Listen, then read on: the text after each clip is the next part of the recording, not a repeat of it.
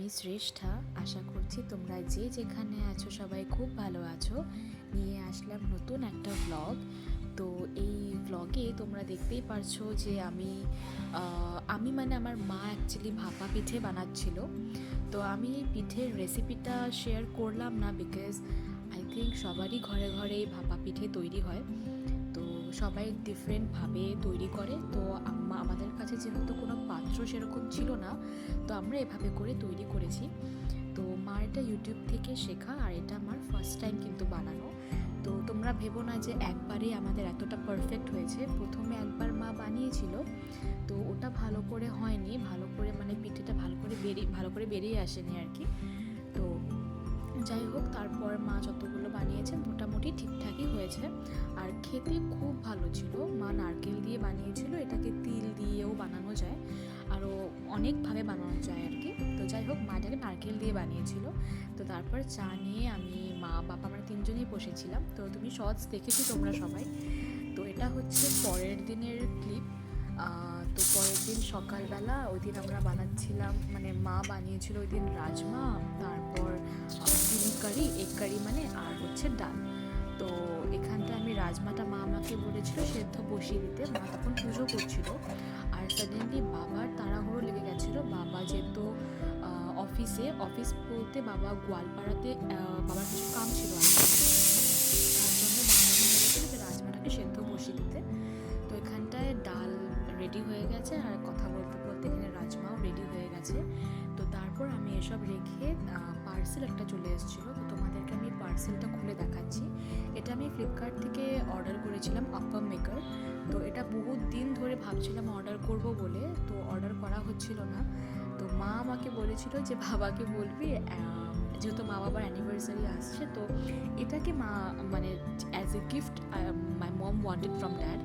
তো তাই আমি এটা অর্ডার করেছিলাম, তো এটা মাকে দিয়েছিলাম। তো যাই হোক, তো মা এখানটায় বানাবে বলেছিল আপ্পাম। তো আর এটা ছাড়া মানে অন্য কোনো পাত্রে আপ্পাম মেকারটা মানে আপ্পামটা বানানো যায় না আর কি। তো যাই হোক, জিনিসটা ভালোই এসছে, এবার ইউজ করার পরে বোঝা যাবে যে কীরকম কী আর কি। বাকি আদারওয়াইজ ঠিকঠাক ছিল। তো এখানটায় মা বানাচ্ছিল রাজমা। তো আমি এইসবের রেসিপি আর শেয়ার করবো না। তো যাই হোক, এখানে তোমরা দেখে নাও মা রাজমা বানাচ্ছিল।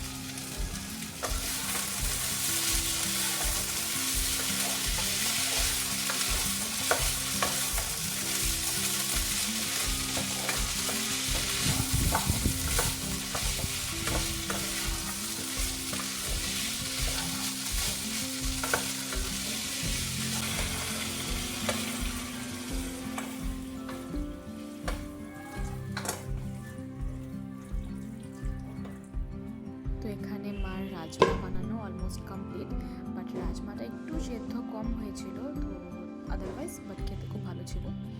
তো তারপর স্নান টান করে আমি একটু বাইরে এসেছিলাম। তো বাইরে আসাতে মনে পড়লো যে ওই দিন থার্সডে ছিল, আর আমাদের এখানে মানে গরিবপুরে থার্সডেটা বন্ধ থাকে, বাজার হাট সব বন্ধ থাকে।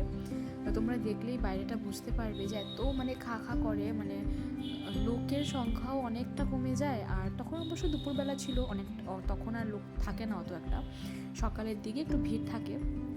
তোমরা দেখতেই পারছো কি মানে একদম কেউ নেই আর কি বাইরে। তখন 1টা কি 1:30 হবে, তো একদম পুরা চুপচাপ আর কি, পুরো রোড আর কি। তো তারপর আমি এসেছিলাম উপরে খুব সুন্দর হাওয়াও দিচ্ছিল, আর আমি কিছু কাপড় নিতেই এসেছিলাম উপরে। তো তাই ভাবলাম একটা ভিডিও করি। তো যতবার বাইরে দেখছি অতবার মনে হচ্ছে যে এটা লকডাউনের ব্যাপার, মানে মনে পড়ে যাচ্ছে লকডাউনের সময় এরকমটাই ছিল, সবটা চুপচাপ এরকম বন্ধ। তো থার্সডেটা খুব বাজে লাগে। আদারওয়াইজ সব দিন যেহেতু রোডের উপরে বাড়ি, তো মানে খুব বিজি রোড আর কি, তো সবসময় মানে লোকজন আসা যাওয়া এরকম থাকেই আর কি। তো যাই হোক, তখন আমরা আর খাওয়া দাওয়া করবোই আর কি। তো তারপর আমি নিচে চলে এসেছি, এই দুটো পাখিকে এত সুন্দর লাগছিল দেখতে, কবুতর ছিল। তো যাই হোক, তারপরে আমরা দুপুরের খাওয়া দাওয়া করে একটু রেস্ট নিচ্ছিলাম। তারপর বাবা আস্তে আস্তে অনেকটাই লেট হয়ে গেছিলো, তো মা এখানটায় বিকেলে সন্ধ্যা দিচ্ছিলো। তো মা এখানটায় সন্ধ্যা দিচ্ছিলো আর আমি একটু গেছিলাম উপরে। তো তারপর উপর থেকে এসে চা খাওয়া দাওয়া করলাম, ওর মিডলে বাবাও চলে এসছে।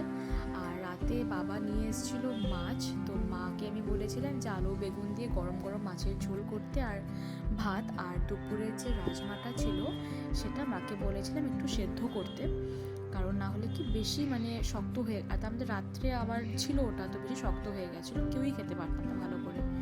তো যাই হোক, আজকের ব্লগটা তাহলে এখানেই শেষ করছি। ফিরে আসবো নতুন একটা ব্লগ নিয়ে। অতদিনের জন্য সবাই ভালো থাকবেন, সুস্থ থাকবেন, সবাইকে ভালো রাখবেন।